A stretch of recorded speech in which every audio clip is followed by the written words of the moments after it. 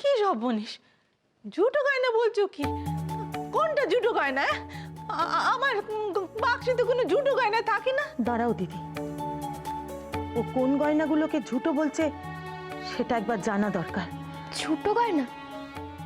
এ বাড়িতে ছোট গয়না কোত্থেকে আসবে? ছি ছি ছি, যমুনা, গুরুজনদের এভাবে অপবাদ দিতে তোমার বাদলো নে? এই সেরেছে আমার কিপ্টে দিদি, আবার কিছু কারসাজি করেনি তো?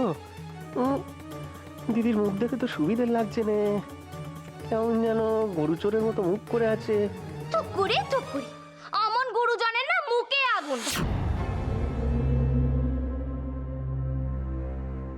ঠকবাজ, জোচ্চোর,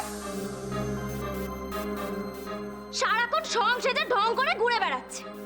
অমন গুরুজনের ছায়া মারালেও আমার পাপ হয়। থামো তুমি, তখন থেকে কি আজে বাজে কথা বলে যাচ্ছ? আর কার নামেই ভাই কথাগুলো বলছো সেটা তোমার খেয়াল আছে? মুখুজ্জে পরিবারের বউকে গিলটি করা গয়না দিয়ে আশীর্বাদ করা হবে সেটা তুমি ভাবলেও বা কি করে? এই জমনে না জেনে শুনে কোনো কথা বলে না।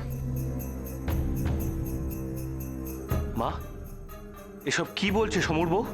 কে দিয়েছে ওকে এই গয়নাগুলো? ওই যে গরু চোরের মতো মুখ করে দাঁড়িয়ে আছে আমার ঠকবাজ শাউরি মা।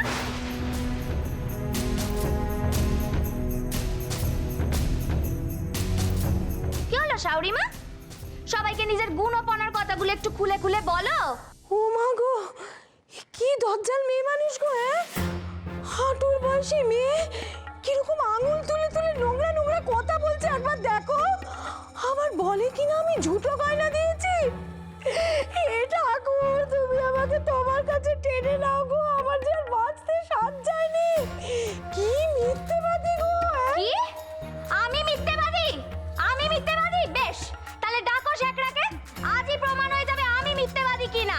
আরে মালক কি করো কি?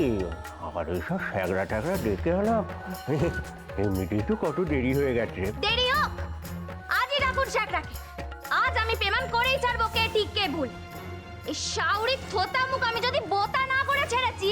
পুলু পুলু, আমি যে আর সহ্য করতে পারছি না পুলু। আমার কিরকম মাথা কানে ঘুরছে বৌমা গো, আমার হাত পা কাঁপছে বৌমা। ছি ছি ছি, এতগুলো লোকের সামনে এইভাবে অপমানে! হাঁটুর বয়সী মেয়ে কিভাবে গুরুজনকে অপমান করছে দেখো।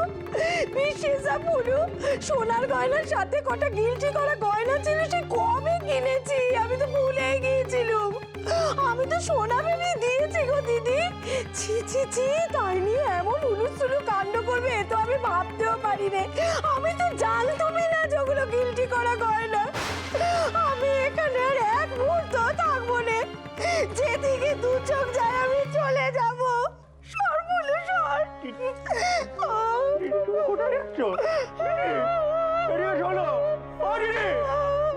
মা, এক্ষুনি তোমার গয়নার বাক্স থেকে ভারী গয়না বের করে সমর বউকে আশীর্বাদ করো।